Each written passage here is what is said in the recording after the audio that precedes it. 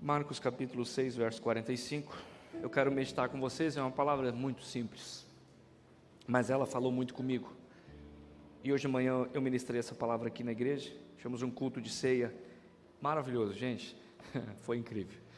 Eu louvo a Deus, viu, irmão, porque você ouviu o meu pedido e veio de manhã, porque se a galera que estava de manhã aqui viesse hoje à noite, eu estava frito em pouca banha. Literalmente as pessoas iam ter que sentar no chão, ou não sei onde é que nós íamos botar essas pessoas. Deve ter uma dúzia de cadeira vazia. Hoje de manhã nós servimos 80 ceias, fora os visitantes e as crianças.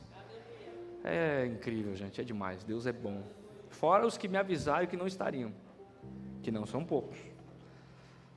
Quem está feliz com isso? Aleluia!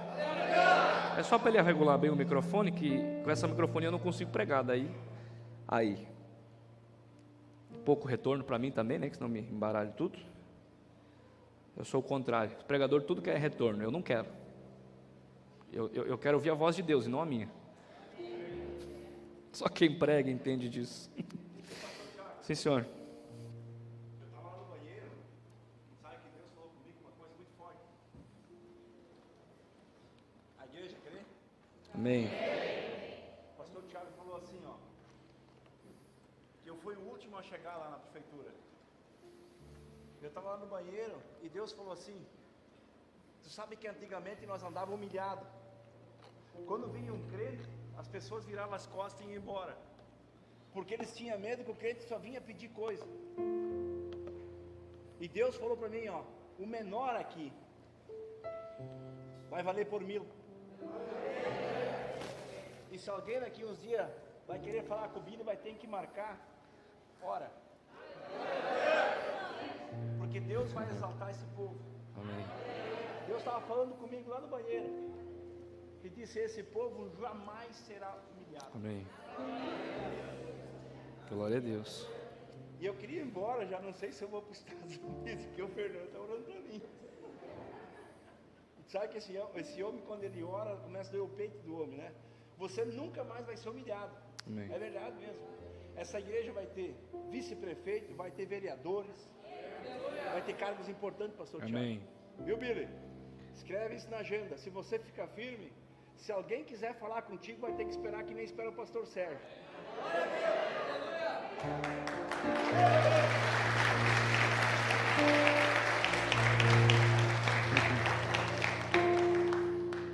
Marcos capítulo de número 6, verso 45. Eu vou continuar hoje. Quem estava na célula quarta-feira? Eles me insistiram tanto, pastor, deixou nós na metade da mensagem, tinha que ter continuado. Pois bem, é hoje. Marcos capítulo 6, eu preciso que você deixe na tela esse aqui, tá? A gente vai ler, quando eu acabar de ler, você volta para esse e mantém esse. E logo obrigou os seus discípulos a subir para o barco.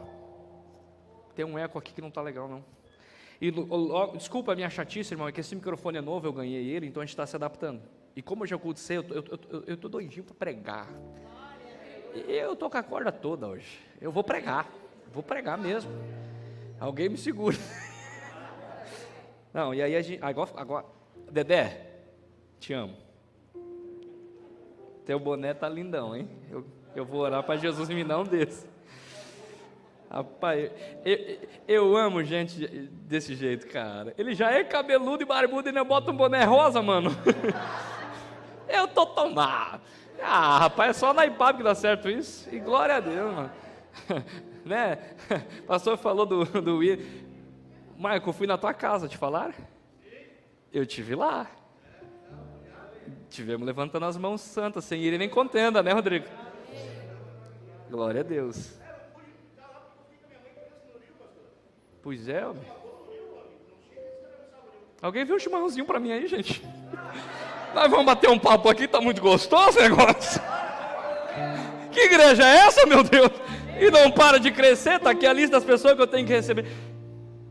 Quem é que vai batizar a fim do ano?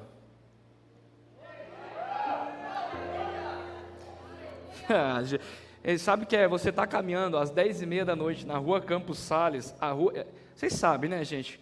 Tinha vários adjetivos aquela rua, né? Era a rua 3 pontos, hoje é a rua de Jesus. Hoje é a rua de Jesus, porque eu estou caminhando na rua, os irmãos estavam comigo, não me deixam mentir. Eu fiz uma quadra, o pastor Lucas foi para um lado, e eu fui para baixo, para outro lado, ungindo toda a rua com óleo e declarando. Em uma quadra, 4 casas, eu fui orar. Às 10h30 da noite. É verdade? Isso é um avivamento. E hoje a rua Campos Sales é de Jesus. E a nossa casa, nós temos uma casa, a igreja tem uma casa na rua Campos Sales, que está bem no meio da rua. Então é isso aí, gente, é isso aí. E logo obrigou os seus discípulos a subir para o barco e passar adiante, para o outro lado, a Betsaida, enquanto ele despedia a multidão. Tendo despedido, foi para o monte orar. Sobrevindo à tarde, estava o barco no meio do mar, e ele sozinho em terra. E vendo que se fadigavam a remar, porque o vento era contrário, perto da 4ª vigília da noite, aproximou-se deles, andando sobre o mar, e queria passar adiante. Mas quando eles o viram andar sobre o mar, cuidavam que era um fantasma, e deram grandes gritos. Amém? Tu pode voltar para o 45? Porque antes de falar dessa palavra, esse versículo vai ficar aqui, eu quero situar você num contexto. Essa palavra aqui, hoje, ela já é até alvo de, como é que eu vou dizer, como é que chama? Memes. Quem sabe o que é um meme? Meme é aquelas, tem um outro nome para isso? Gente que é da internet aí, vocês que são. Tem rosquinha também, não? Depois? Nem Salomão teve uma xícara dessa, rapaz. Se fosse banhada a ouro, essa alça não estava mais aqui, não. Eu tinha vendido a de oferta para a igreja. O que você achou? Que isso? Ó, antes de eu pregar essa passagem, que já foi até alvo de meme. O que é um meme? Meme é uma brincadeira que eles fazem na internet. Você já viu certamente um videozinho onde tem aquelas pessoas fazendo de conta que estão correndo sobre a água. Vocês já viram isso? Tipo, eu vi um videozinho onde tinha, acho que foi na Espanha, eles brincam com o boi, né? Fazem as touradas lá, alguma coisa assim, e o boi, né, o endemoniou e começou atrás do cara, com aquele chifre, e aí o cara se enveredou para cima da água e saiu caminhando em cima da água. Claro que era uma montagem. Se isso é coisa de falar no púlpito, gente. Mas existiu um que não foi meme, e nem montagem. Ele de fato andou sobre as águas. Mas esse talvez hoje de noite seja o detalhe de menos importância. Porque essa passagem ela é tão rica em detalhes proféticos, que irmão, é incrível o que Deus pode fazer através da análise da sua palavra. Só que eu quero que você entenda algo. Eu estou lendo Marcos capítulo 6. E antes de pregar sobre Marcos capítulo 6, eu quero pregar sobre Marcos capítulo 4. Deixa eu perguntar uma coisa para você, o que vem antes, o 4 ou o 6? Ah, gente, o número 4, é lógico. Então, antes desse episódio acontecer, aconteceu um outro episódio que eu vou ler, não precisa colocar, você vai prestar atenção, que está em Marcos capítulo 4, verso 35, que diz exatamente o seguinte: e naquele dia, sendo já tarde, disse-lhes Jesus: passemos para o outro lado. Você pode repetir comigo, passemos? Com mais força que o microfone capta, passemos. Não precisa ser professor de português para saber, passemos está no singular ou no plural? Passemos é terceira pessoa do plural, passemos é eu e vocês. Vai gravando os detalhes. Passemos, ou seja, eu e vocês passaremos, nós passaremos. E eles, Jesus e os discípulos, deixando a multidão, o levaram consigo assim como estava no barco. E havia também ali outros barquinhos, ou 37. levantou-se um grande temporal de vento, subiam as ondas por cima do barco, irmão, por cima, de maneira que o barco já se enchia, porque o que afunda o barco não é o barco na água, né? É a água no barco. Barco na água não tem problema, a igreja estar no mundo não tem problema, o problema é quando o mundo entra para dentro da igreja. A igreja no mundo é normal, a igreja afetando, é o fermento levitando. O problema é quando a água externa entra para dentro, aí afunda. Faz parte de quem entendeu da glória. E subiam as ondas, olha só. E ele, Jesus, estava na popa dormindo sobre uma almofada. E despertando-o, disseram: Mestre, não te importa que pereçamos? E ele, despertando, repreendeu o vento e disse ao mar: Cala-te, aquieta. O vento se aquietou e houve grande bonança. Presta atenção, toda atenção agora é pouca. Primeiro episódio. Jesus está fazendo o que sempre fez, curando, libertando, pregando. E Jesus está indo agora para Gadara. Lembra disso? Expulsaram o demônio de um homem que nós chamamos de gadareno, porque não temos o nome dele. Antes de Jesus chegar em Gadara, ele tem a missão para ganhar tempo. Escuta, se ele fosse de a pé, você precisa entender na geografia. Jesus está aqui, Gadara fica do outro lado, obviamente que fica aqui, do outro lado do Mar da Galileia, Mar de Tiberíades, Lago de Genezaré. Propriamente falando, deixa eu situar você, não é um mar, é um lago. É um lago de águas doces e não tem a característica de um mar com ondas. Fica claro de entender isso quem já foi para São Lourenço, ali na região sul do estado, onde tem a Laguna dos Patos. Alguém já foi para lá? Tá ligado, né? Benção, benção demais. É águas tranquilas, águas doces de lago, até vir um vento contrário. Aí o cenário muda. Eu tive uma experiência, eu vou contar para vocês. Foi no dia seguinte ao pastor David ter sido batizado com o Espírito Santo. Nunca mais eu vou esquecer isso. Foi no ano de 2009, né, Cássia? O pastor David recém tinha se convertido, tinha se mudado para Rui do Meio, e eu ministrei um culto ainda na outra antiga denominação que eu frequentava. Aquele culto, Jesus batizou 6 pessoas com o Espírito Santo. O culto acabou 11h30 da noite, foi uma glória. E o pastor David não foi batizado com o Espírito Santo. E ele estava morando com a Cássia. Durante a madrugada, a glória de Deus entrou dentro do quarto. A Cássia dormindo, o David começou a falar em língua estranha dentro do quarto. E quando ele acordou pela manhã, era o primeiro dia de trabalho dentro de Giransol. E ele foi até o portão da Giransol falando língua estranha. E quando ele chegou no portão, ele disse: por favor, Deus, eu tenho que trabalhar. É o meu primeiro dia, eu não consigo falar. E eu estava em São Lourenço naquela data, tendo a experiência que eu vou contar agora. Nós passamos o dia inteiro, no final do dia, eu e meu tio Antônio, pastor hoje de uma igreja, foi ele que Deus usou para me trazer para Jesus de volta, na verdade, um homem de Deus, e ele naquela época me bancou para eu ir para São Lourenço e disse: meu sobrinho, vamos junto. Eu disse: partiu. Irmão, de graça, nós só não vamos para a China, né? Porque lá está meio desconfiado o negócio, mas de outros lugares a gente vai. E aí, chegando lá, eu e meu tio entramos dentro do lago, aquela água mansa, quentinha. A Laguna dos Patos é o maior lago de água doce do mundo. Então você não enxerga o fim, de fato parece um mar. Por isso, comumente na tradição se chama Mar da Galileia, mas é o Lago da Galileia. Sua característica é uma areia mais grossa, uma água tranquila e doce. De fato assim estava. Até o momento, isso já era antes da noite, quase para anoitecer, que bateu um vento. E em segundos, bum, mudou totalmente o cenário do local. Você já está se imaginando dentro da água ou ainda não? Há quem diga que Deus me deu uma habilidade para contar histórias. Então você vai sentir até o cheiro da água daqui a pouco. Pastor, que água é essa? Que a água não tem cheiro, pastor? Ela tinha cheiro de peixe.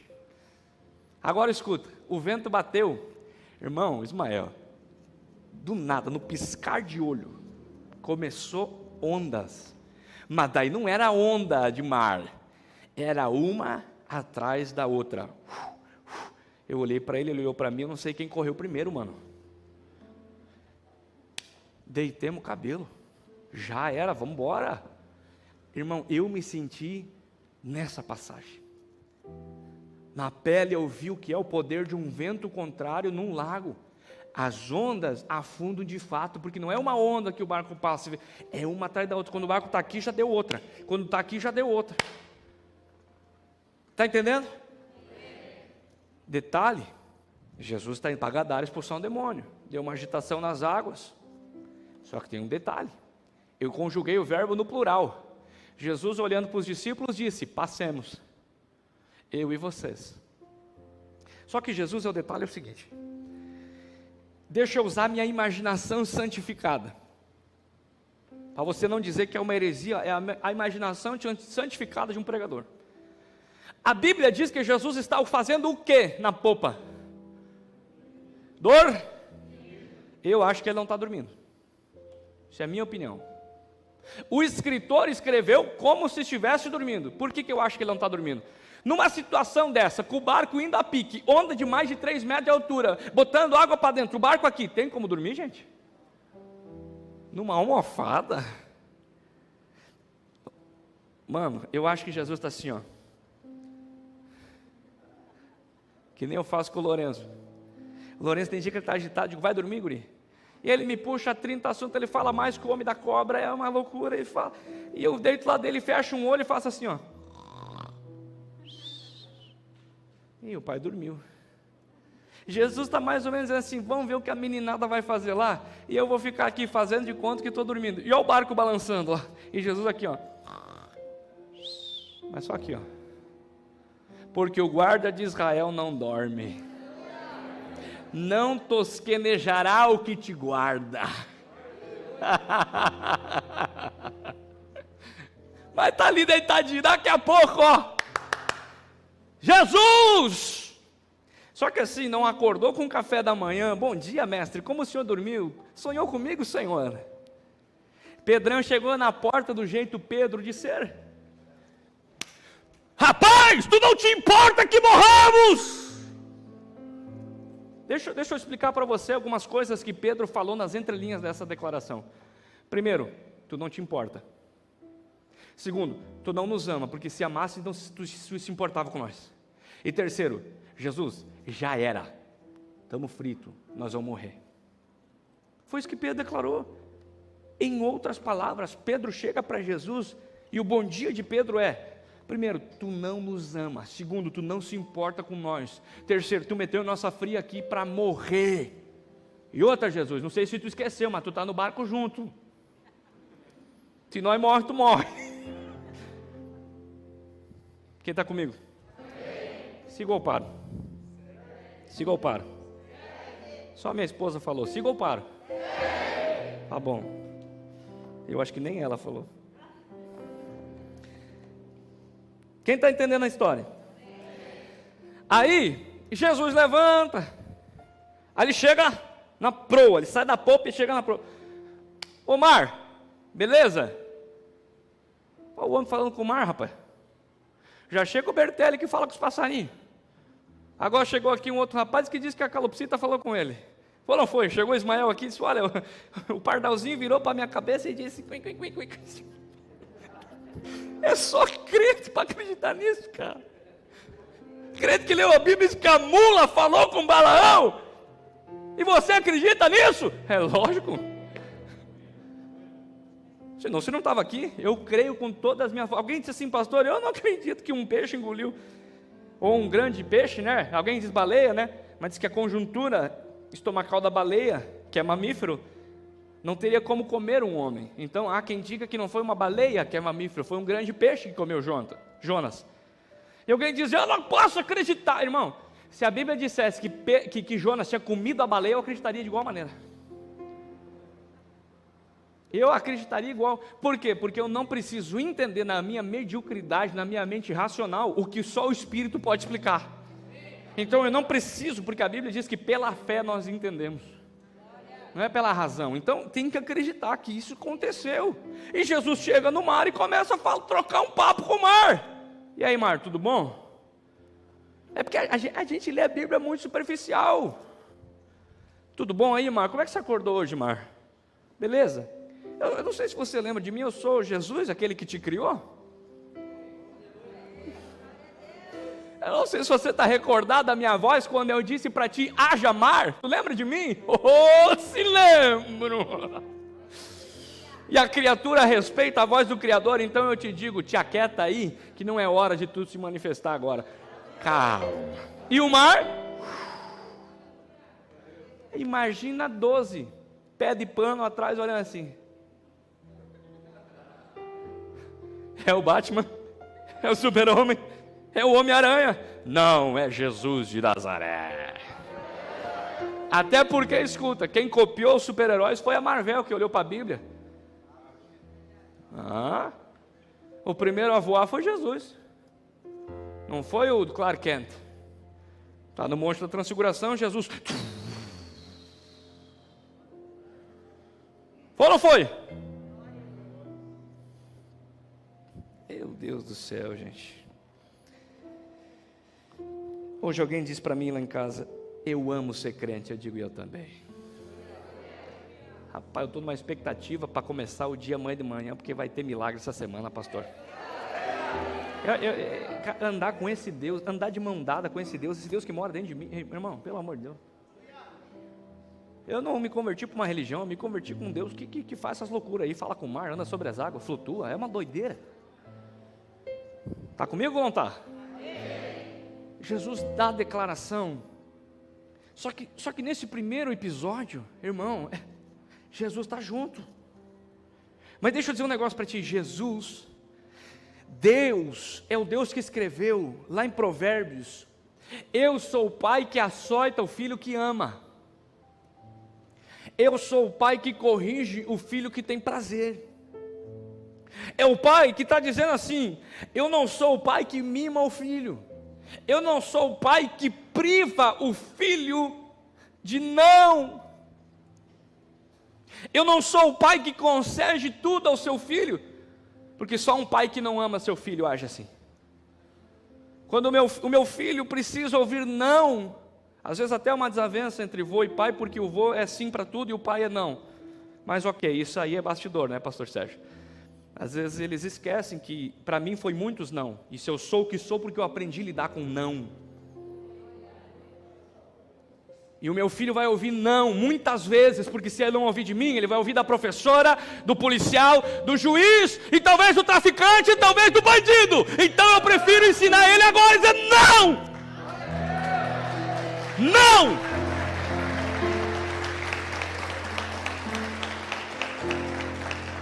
Não é não! Não tem chantagem emocional. Dói mais em mim que nele. Dói. Eu não estou falando em repreensão física, em bater, espancar um filho. Isso é crime. Estou falando em correção, admoestação, em ensino pedagógico.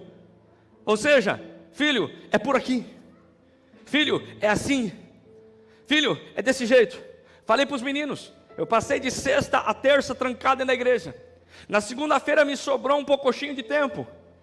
Nesse período que me sobrou, eu tirei 3 horas antes de vir para cá. Exatamente, eu deixei meu filho em casa e vim para cá. Eu passei 3 horas com ele dentro do shopping de Lajeado, fazendo coisas que agradavam ele. Porque antes de eu pregar para vocês, eu preciso cuidar do meu rebanho lá em casa. Esse sucesso aqui, desse crescimento astronômico de igreja, milagre, não justifica se amanhã meu filho estiver na droga, ou assassinado no meio de uma vila. Eu não suportaria isso, e a minha esposa sabe disso.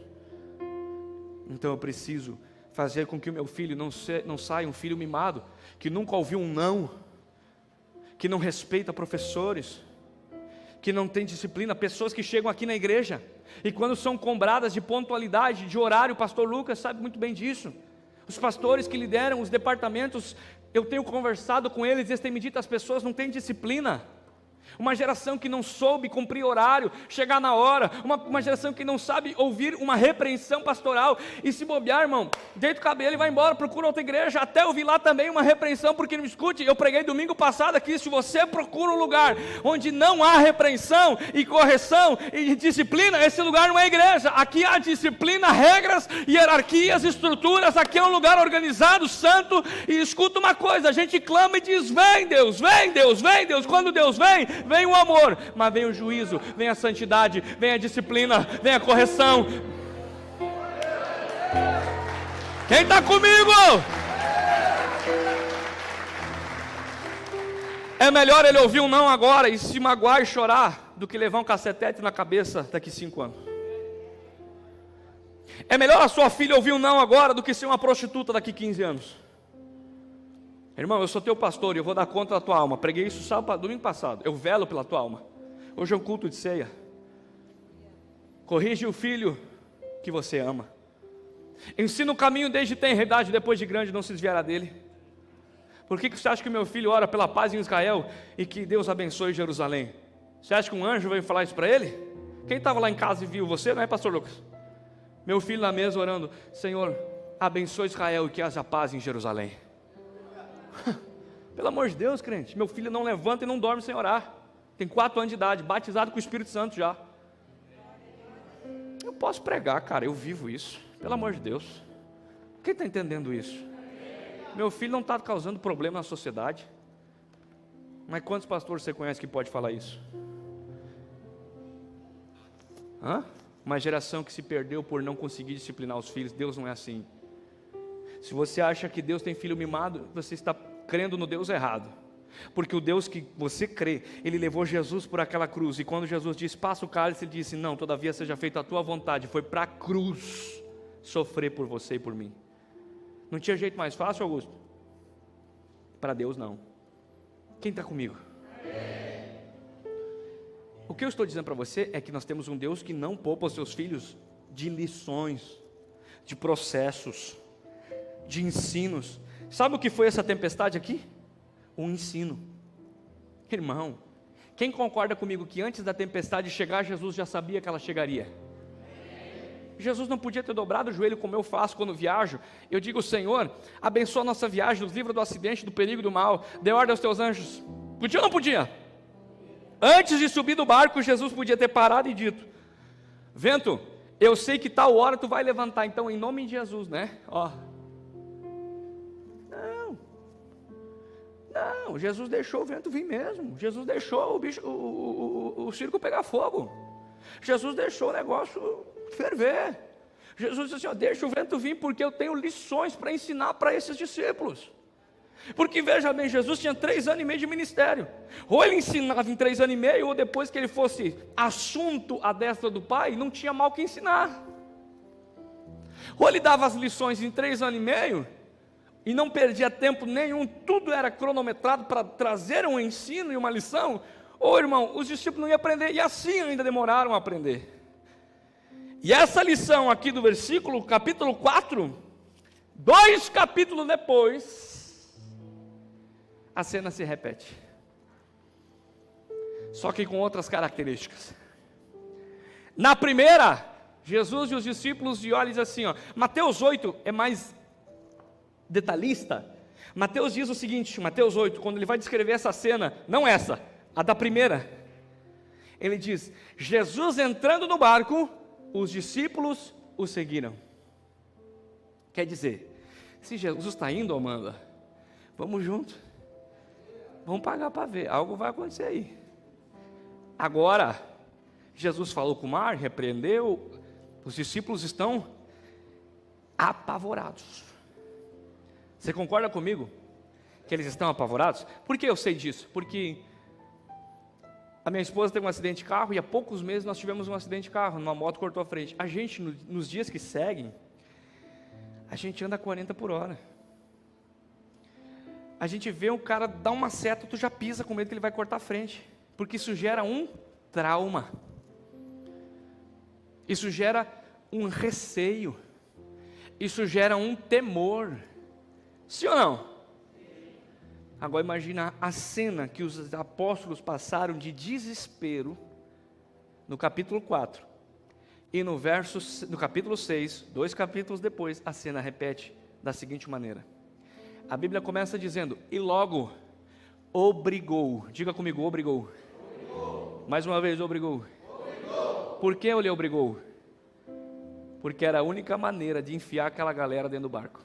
Obrigando, porque de jeito maneira eles iam entrar por livre e espontânea vontade. Eu vou explicar outras palavras. Ó Jesus, democrático. Ó Jesus, vamos fazer uma votação aqui, um plebiscito. Quem quer entrar no barco? E aí, Pedroca? Eu não, você é doido? Ô Joãozinho? De jeito nenhum. Tomé? Muito menos, tá doido? O Judas? Eu tenho mal o que fazer, eu tenho que contar dinheiro da bolsa. Então Jesus, Fabiano, ele não abre margem para discussão. Porque ele, como sendo Jesus, que é sábio, ele diz, se eu abrir e perguntar quem quer entrar, ninguém entra.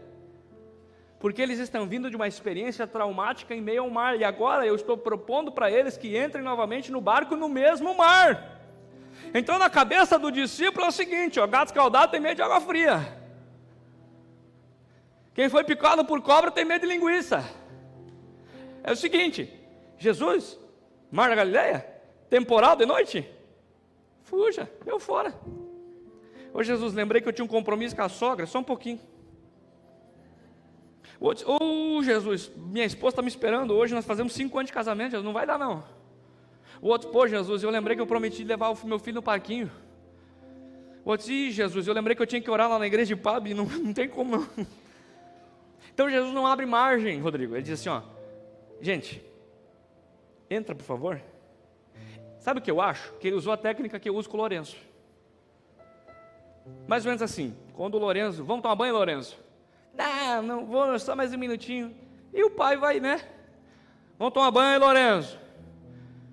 Só um pouquinho. Daqui a pouco eu olho para ele assim, vamos tomar banho, Lourenço? Não. No 2 ele está pelado na porta do banheiro. Cara, não falha uma. Não falha uma, velho. No 3 o chuveiro está ligado, já está se banhando. Não é que nem alguns pais que dizem assim, filho, te dou meia hora para vir tomar banho. O filho está lá na tomada, mexe na tomada, aí o pai, não, filho, não mexa aí. Não mexa aí, filho, não mexa aí. O pai te dá meia hora para parar de mexer. Não, Jesus não. Jesus foi mais ou menos assim, Pedro, Tiago, João, Barnabé, papá, vamos entrar no barco? Jesus, hoje não, né?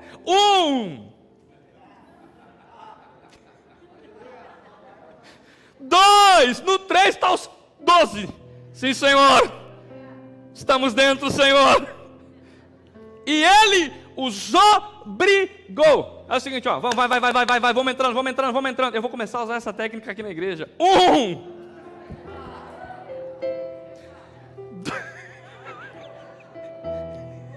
Anota aí, pastor Lucas, pra galera da mídia.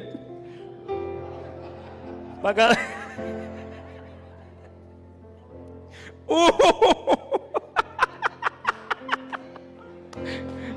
Segura, não aplauda, segura. Deixa eu pregar, gente, senão eu vou ficar aqui. Ainda bem que eu esqueci o esboço em casa. Imagina você vem com o esboço. Nós não íamos embora hoje, gente. E obrigou os discípulos a subir no barco e deu a ordem.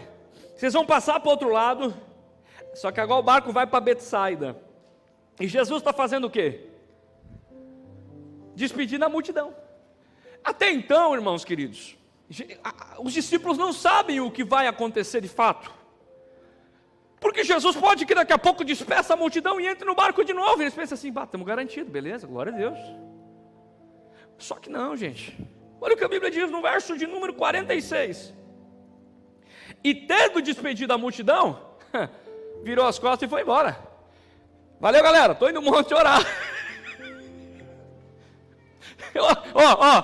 Tradução Tiago Fernando de Almeida, se lasca sozinho dessa vez, que eu não vou junto não.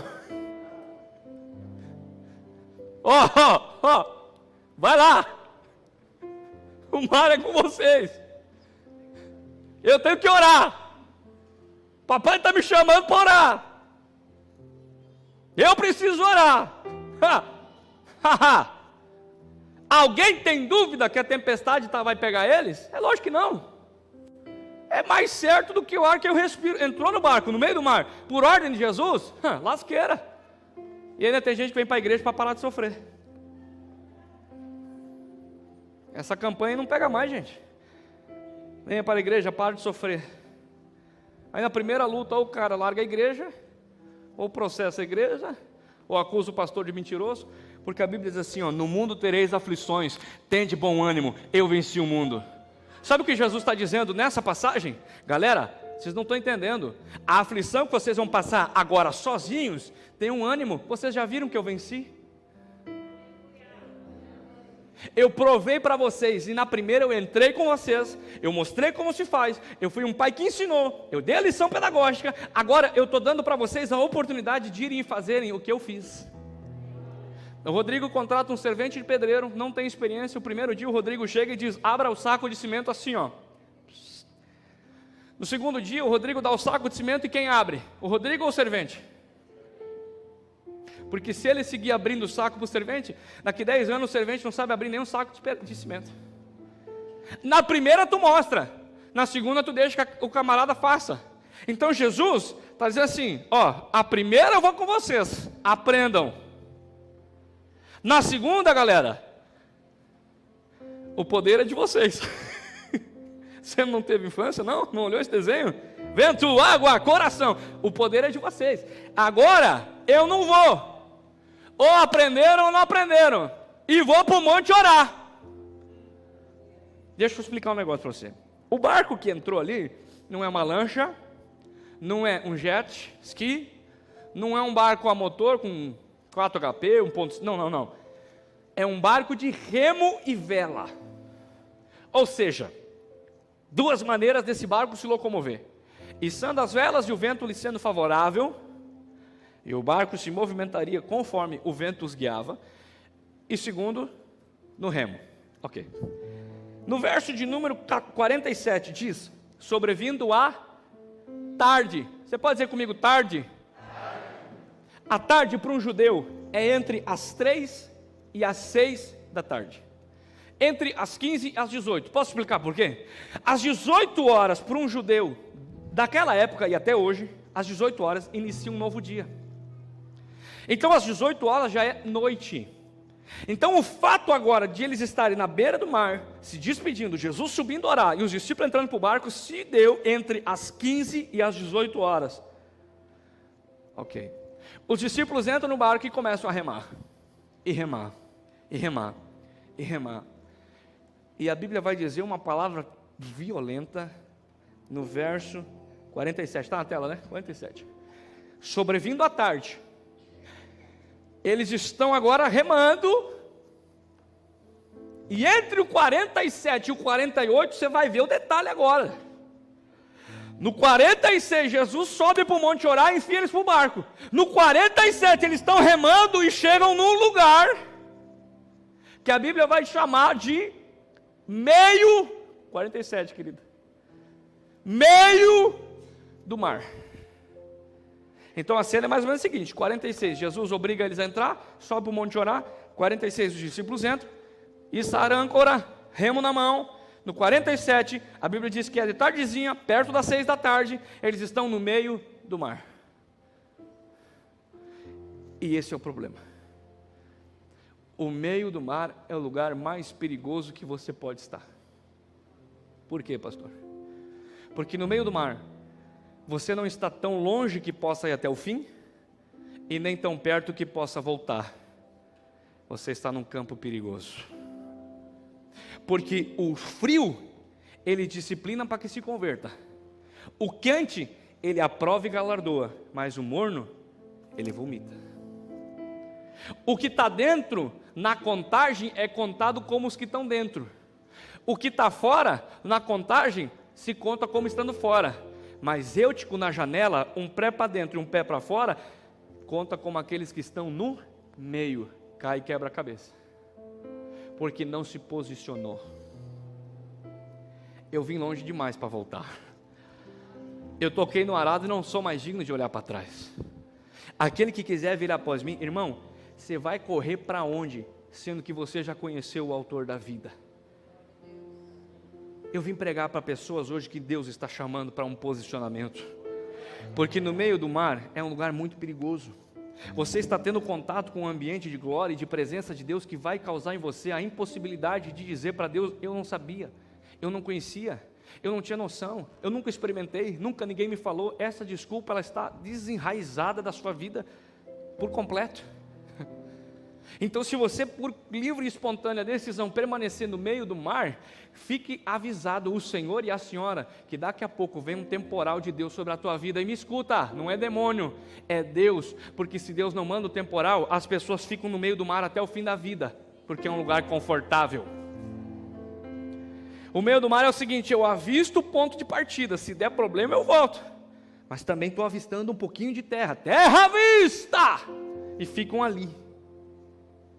Eu não vou por completo porque eu tenho medo de perder o controle, mas também não volto, então fica o crente Raimundo. Quem é o crente Raimundo? É um pé na igreja e um pé no mundo. Ele é crente, mas não é. Ele é de Jesus, mas não é. Ele está no meio. Ele não sabe de quem ele é. Ele não sabe se ele já foi longe para ir ou se ele já foi pouco para voltar. Ele não está decidido. Ele não sabe o que ele quer. Mas sabe o que Deus quer? É que você perca o controle total da sua vida e vá para a cruz com Ele. Sabe o que Ele quer? É que você saia desse ponto de mornidão espiritual e se queime com o fogo do Espírito Santo. Sabe o que Ele quer? É que você faça como o Gideão, pega 12 juntas de boi, taca fogo e diz: eu não tenho para onde voltar, só tenho você, Deus. Sabe por que essa galera que vocês admiram, que Deus está fazendo um avivamento? Porque nós não temos para onde voltar, William. Rodrigo, nós saímos do nada e vamos voltar para onde? Quem não tinha nada, saiu do nada, volta para onde? Mas quem sabe você ainda tem muitas coisas que estão te prendendo e dizendo: eu tenho muito o que perder, o que vão pensar, o que vão achar. Irmão, eu estou pouco me lascando, a minha reputação já está na cruz de Cristo faz 20 anos. Se não, eu não seria o pastor que eu sou. Eu poderia vir aqui com outro tipo de performance, bem diferente, sem me expor, sem ser transparente, intenso, sem me desgastar. Mas, meu irmão, meio do caminho é para gente que não tem convicção do Deus que mandou eles ir até o fim. Daniel capítulo 12, verso 10, tu porém, Daniel, vai até o fim. Mateus capítulo 24, verso 13 diz assim: aquele porém que perseverar até o fim, esse será salvo. Eu não vim até aqui para desistir agora. Já cantou o cantor mundano: eu não nadei até aqui para morrer na praia, eu vou até o fim. Sabe de um negócio? Quando você diz que vai até o fim, você está dizendo: vai vir tempestade? Vai, mas não chegou no fim. Então o fim não é aqui. Vai vir vento contrário? Vai, mas Jesus me mandou ir até o fim, então o fim não é aqui. Vai vir problema no meio do caminho? É lógico que vai, Ele disse que viria. Mas Ele sempre providencia meios de eu vencer os problemas, porque Ele me ensinou. Se eles são sábios o suficiente para entender, mas não foram, pastor Sérgio, infelizmente não foram. Bota o 48. Vendo Jesus que se fadigavam, se cansavam, se exauriam gente, pelo amor de Deus, porque o vento era, então a vela não adianta mais, a questão é no remo, perto, lê comigo, perto da quarta vigília da noite. Entre o 47 e o 48 passaram-se 12 horas. Eles subiram para o barco sendo de tarde. E no 48 a Bíblia diz que era a quarta vigília da noite. Sabe quando é a quarta vigília da noite? Entre as 3 e as 6 da manhã. 12 horas de prova. E aqui, ó, se cansando. Rema 12 horas fio, mano. Rema 12 horas fio, irmão. Mas eles esqueceram que Jesus não remou, não brigou, não murmurou, não ligou para o pastor. Jesus foi para o problema e deu um comando: vento, acalma-te agora. Por que eles não fizeram isso se eles sabiam como fazer? Porque quando você reprova na primeira lição, a professora não te passa de ano, ela te enfia no mesmo ano para você ver se aprende no segundo. Sabe quando que você aprova nas provas de Deus? Quando você aprende o que Ele quer te ensinar. Tem gente que está 20 anos dentro da igreja, na mesma prova do primeiro ano de conversão, não passa, não tem o 10 de aprovação, dizendo, muito bem, você passou de ano. Quando chega na hora da avaliação, de ver se aprendeu alguma coisa, reprova. Sabe o que a professora diz? Repete o ano. E aqui está a prova. Se eles tivessem aprendido alguma coisa na escola da primeira lição, eles não tinham reprovado na segunda e teriam chegado e feito o que Jesus ensinou. Era simples. Quem está comigo? Siga ou paro? Mas não. Sabe o que eles preferiram fazer? Usar a força do seu braço. Vamos remar, vamos remar, vamos remar, vamos remar. Eu já larguei o remo faz horas. Isso aqui tudo não tem mérito meu nenhum. Quem entende a graça entende que o nosso único merecimento é morte e inferno. É graça, favor não merecido. Larga o remo e para de lutar com as tuas forças em nome de Jesus. Aprende a lição. Vamos lá? Vamos seguir? A Bíblia vai dizer o seguinte: estão no meio do mar, há 12 horas remando, se cansando, se exaurindo, e na força do braço esqueceram tudo que Jesus ensinou. Esqueceram até que eram crente. E a Bíblia vai dizer algo poderoso que me chama a atenção agora. O verso de número 48 diz o seguinte: e vendo Jesus, vendo de ver, não de vender, não é eu vendo alguma coisa, eu estou vendo. Então vamos lá. E Jesus, vendo que se cansavam em remar, porque o vento era contrário, de madrugada, perto da quarta vigília da noite, aproximou-se deles, andando sobre as águas. Vou explicar. Eu disse para você que o mar da Galileia tem 23 quilômetros. Se eles estão no meio, eles estão distantes da margem aproximadamente 12 quilômetros. Sim ou não? Matemática básica. A Bíblia está me declarando que Jesus, das 6 da tarde às 6 da madrugada, passou em oração. Jesus não orava muito, orou só 12 horas. A Bíblia diz que, sendo essa hora da madrugada, eles estão lá lascados, remando, apavorados, cansados. E a Bíblia diz uma coisa que a minha mente, ela pira. E vendo Jesus, que se cansavam. Quer dizer, justo assim, eu posso não ter ido com você, mas eu nunca deixei de olhar para você. Eu posso ter te enfiado no problema, mas eu nunca te desamparei. Eu posso ter feito você passar pela luta, mas eu sempre estive contigo. Eu posso ter deixado você sentir o vento, mas eu sou socorro bem presente no dia da angústia. Eu posso ter deixado você ver a adversidade, mas eu sou o Deus do Salmo 27:4 que diz: eu te esconderei no meu pavilhão quando a adversidade bater na tua porta. Eu sou um Deus de Mateus 28:18. Eis que eu estou convosco todos os dias e não vos deixarei. Alguém pega essa palavra? Quer dizer, se eu causei, eu garanto. Se eu mandei, eu garanto. Se eu dei ordem, eu avalizo. Se você fez por tua conta e risco, te vira. O problema é seu. Se você obedeceu Jesus, fica tranquilo. Os olhos de chama de fogo nunca deixaram de te olhar. Só que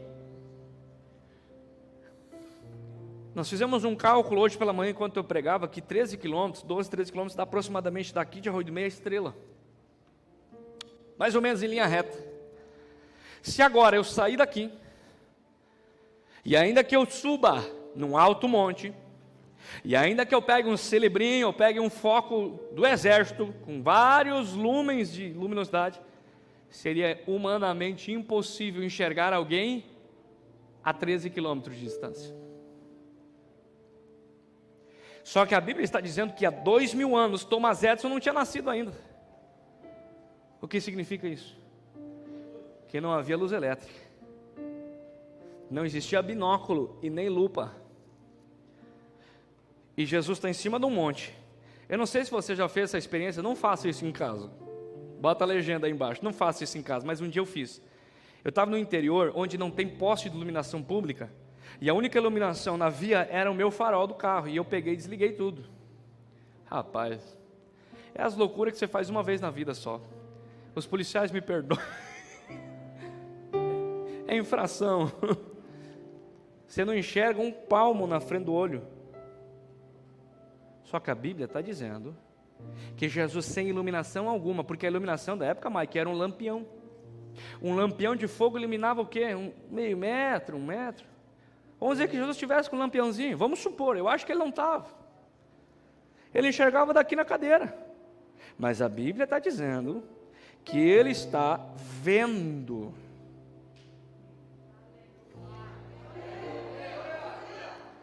A dor e o sofrimento dos seus filhos a 13 quilômetros de distância, no meio do mar, no breu da escuridão, ele está vendo. Alguém diz, Deus não está vendo o que eu estou passando. Alguém diz, Deus não está vendo o meu sofrimento. Alguém diz, Deus fechou os olhos para mim. Deixa eu dizer para você de um Deus que no meio da escuridão, 13 quilômetros de distância, no meio do ermo, no meio do mar, no meio do nada, Ele está vendo cada remada dos seus filhos e está dizendo, os meus olhos sempre estiveram sobre você, os meus olhos nunca saíram de sobre você. O salmista diz mais ou menos o seguinte, eita Deus, para onde me esconderei da tua face? Se eu subir ao mais alto lugar, lá tu estás. Se eu descer às profundezas, lá tu estás. Para onde me ausentarei da tua presença? Apocalipse vai declarar que ele tem olhos como chama de fogo, que contempla você em qualquer tipo de situação. Um Deus que vê você no meio do seu problema. Um Deus que não está alheio, à margem, a par, apático, inerte em meio ao seu sofrimento. Um Deus que faz de conta por lições pedagógicas. Um Deus que faz de conta por lições de ensino e de crescimento e de maturidade, que Ele simplesmente deixou você à deriva, mas na verdade era tudo um plano esmiuçado do grande arquiteto do universo. Ele diz, eu preciso fazer isso neles, porque vai chegar um dia, quando eu ser levado à destra do Pai, que se essa galera não aprender agora, eles não vão conseguir me representar e fazer as obras que eu faço. Então deixa eu botar eles no ouro, no fogo, porque é no fogo que se purifica o ouro. Deixa eu botar eles na pressão. Deixa eu dizer um negócio para você. Você sabe qual a diferença entre o carvão e o diamante? Ambos saem do mesmo lugar. A diferença é que o que transforma o diamante em diamante é a pressão a que ele é submetido. Aí você decide se você quer ser carvão ou diamante. Tem gente que na primeira pressão esmurece, desanima e abandona. Nunca pode ser um diamante. Você sabe o que faz o ouro ser ouro? É o fogo, quando purifica ele e faz ele ser provado, para que ele seja aprovado. Sabe o que vai fazer de você um filho de Deus que pode vencer os temporais da vida? É a prova, meu querido. Não tem outra maneira. Você não vai aprender isso no banco de uma faculdade, você não vai aprender isso nem aqui na escola profética, por incrível que pareça. É na segunda de manhã, o evangelho da segunda, que vai fazer você aprender o que é andar com Deus dia após dia, de noite após noite, e entender que os olhos dele sempre estiveram sobre você, onde quer que você andou, ele nunca te deixou. Para nós terminar e cear, verso 45 para nós.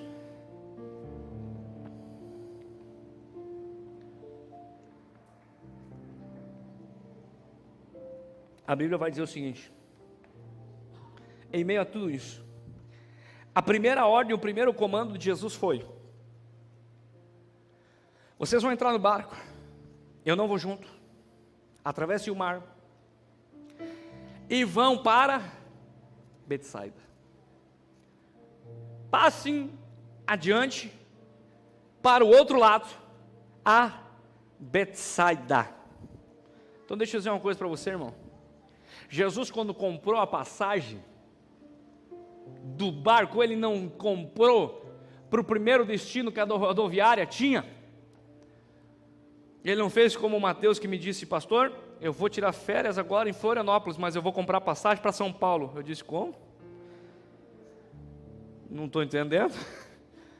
Você vai para Florianópolis e comprou passagem para São Paulo, meu filho? Esse é o que eu quero, andar de avião, pastor. Foi ou não foi? E aí de São Paulo voltou para Floripa. Deu um rolê de avião. Jesus não. Jesus deu a ordem, vocês vão para Betsaida. Deixa eu dizer um negócio para ti, irmão. Eu falei para você que Jesus previu a tempestade e enfiou eles no brete para querer. E, escuta, a Bíblia quando vai falar dele, fala dele com palavras, por exemplo, assim, ele é o alfa e o ômega. Alfa e ômega são a primeira e a última palavra do alfabeto grego. João diz, ele é o princípio e o fim. Hebreus diz, ele é o autor e consumador. Quem está entendendo? A Bíblia vai dizer o seguinte, que ele viu o fim antes do começo. Eu vou tentar explicar isso para você. Do lado da minha casa, tomara que o dono não esteja vendo. Do lado da minha casa foi construída uma casa. Quando eu comprei lá, a casa estava em meia altura. Altura da janela, sentando tijolo. Quando a casa foi posta de pé, foi feita a laje, colocado o telhado, a casa estava praticamente pronta, mas sem acabamento. Eu olhava e dizia assim, meu rapaz, isso aqui ficou uma casa de fósforo? Uma casa quadrada? Isso não tem graça nenhuma? Irmão, foi dar uma pintura, botar um jardim, uma iluminação, uma abertura e uns azulejos. Anteontem, meu filho passou com a Cássia na frente da casa, com o carro, e olhou assim, mãe, essa gente deve ser rica para construir uma casa tão linda. Ou não foi, Cássia? Só que quando você passa agora e fica assim, ó, uau, que casa linda, é porque você viu ela quando ela estava na metade, no início. Quando você pega um construtor, ele faz a primeira vala para colocar o fundamento e fazer a base, você olha e diz, isso aí não vai dar em nada, um monte de barro e uma sapata. Só que o arquiteto já viu a casa pronta.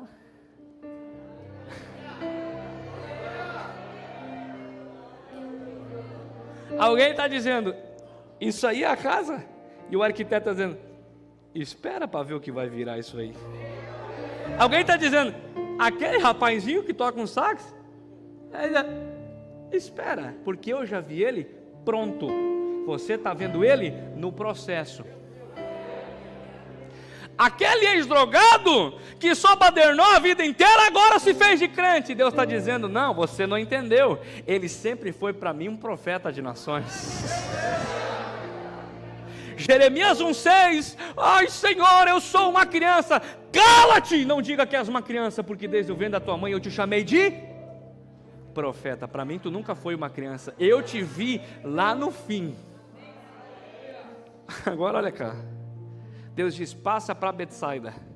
Por isso, pastor Sérgio, quando eu recebi a primeira profecia, eu peguei ela, eu disse, Deus já me viu o que eu vou ser daqui 40 anos, é isso que eu quero. Eu não sei falar, eu sou tímido, eu não sei cantar, eu não sei pregar, e vira a Gabriela, eu nasci assim, morri assim, e fica um crente moribundo a vida inteira. Deus tem que falar 50 mil vezes, 20 mil vezes, tem que dar chacoalhão, tem que botar tempestade, o cara não sai, está ali preso, amarrado, está ali, não destrincha. Porque fica preso na sua limitação, remando, e rema, é um passo para frente, 28 para trás, e rema. Ei campeão, Deus mandou tu ir para Betsaida, para de andar em círculo. Para de ir na força do teu braço, se submete à vontade de Deus e pronto. Quando ele declara, é que a gente fica enrolado nas nossas convicções, a gente fica enrolado nas nossas preocupações, a gente fica enrolado nas nossas ansiedades, nas nossas limitações. Agora deixa eu te perguntar um negócio, quando Deus te escolheu, Ele errou? Quando Deus te escolheu, Ele esqueceu dos pecados que você comete, Ele esqueceu as debilidades que você tem, Ele esqueceu o cara que você é, Ele esqueceu a mulher que você é? Não, meu filho, e se Ele olhou para ti e te escolheu, Ele acertou. Então Ele diz, ó galera, é para Betsaida que eu estou mandando. Os discípulos estão no meio do mar, o temporal pegando, Cássia. Um olha para um lado e diz, aqui é Betsaida? Aí é Betsaida? Então não acabou, porque Ele disse que eu vou para Betsaida. Pega a palavra que Deus largou sobre sua vida e olha a situação. É o que Deus falou? Não. Então ainda não é o fim. Existe algo de Deus para chegar na vida de alguém aqui. Tem algo de Deus para acontecer. Não é o fim! Não é o fim! Ô José, eu vou te mostrar o que tu vai ser. Teu pai, tua mãe, teus irmãos, tudo vão se curvar diante de ti, eu vou te colocar numa posição de destaque. José acorda o sonho, pegou a palavra, contou para o pai. Convicção. Ô pai, Deus falou comigo. Fala, meu filho. Deus me disse que eu vou ser grande, que vocês todos vão se curvar para mim. O pai dá um cascudo nele, disse, pá de graça, rapaz. Mas foi Deus que falou, pai. Os irmãos crelam uns olhos desse olho gordo. Que nem o pastor Sérgio, olho de sapo que morre no dia de enchente. Olho gordo desse tamanho. E você? Mas foi Deus que falou, meus irmãos. Não, você não, você vai sabe para onde? Você vai para o poço. Aí José, pastor Lucas, olha para o lado, olha para o outro, diz, mas não foi isso aqui que eu vi no sonho, não. Então não acabou, eu prossigo. Do poço ele sai vendido como escravo. Agora ele é um escravo. Amarrado, mas não foi isso aqui que eu vi no sonho, não. Então eu prossigo. Daqui a pouco ele está na casa do Potifar. Já está bom. Mas ele diz, não foi isso aqui que Deus mostrou, não. Então eu prossigo. Daqui a pouco ele foi preso. E piorou de novo, Senhor. Cadeia, um rato correndo lá, uma barata lá, um outro ali. Não foi isso aqui que eu vi no sonho, não. Não foi isso aqui que Deus falou, não. Então, não é o fim. Eu prossigo. Eu prossigo. Eu prossigo. Enquanto eu não ver diante dos meus olhos o que eu vi na palavra que Deus liberou a meu respeito, eu entendo que não é o... Para onde que vocês vão mesmo? Betsaida. Então esqueça de parar no meio do mar, porque o comando de Deus é para o outro lado, é até o fim. Tem nada, escuta uma coisa, se você pensar em parar, nós vamos conclamar um exército de guerreiro que vai te pegar pelo braço e vai te levar, nem que seja arrastado, porque você não vai parar no meio do caminho. Vai até o fim. Pegue a palavra. Pastor, eu estou passando o processo mais difícil da minha vida. Foi isso que Deus falou que você viveria? Não, pastor, não foi isso. As promessas são bem o contrário. Se alegra, porque depois do temporal vem Betsaida chegando na vida de alguém aí. O temporal é pedagógico, o temporal é ensinativo, o temporal é instrutivo, o temporal está ensinando, está te dando caráter, está te forjando, está te preparando, para que quando você chegar em Betsaida, você não fale assim, eu conheço um povo aí que serve um Deus. Não, eu tive no olho do furacão, eu vi Deus, eu conheço a Deus, eu posso falar de Deus, porque eu vivi com Ele uma experiência fantástica. Aleluia!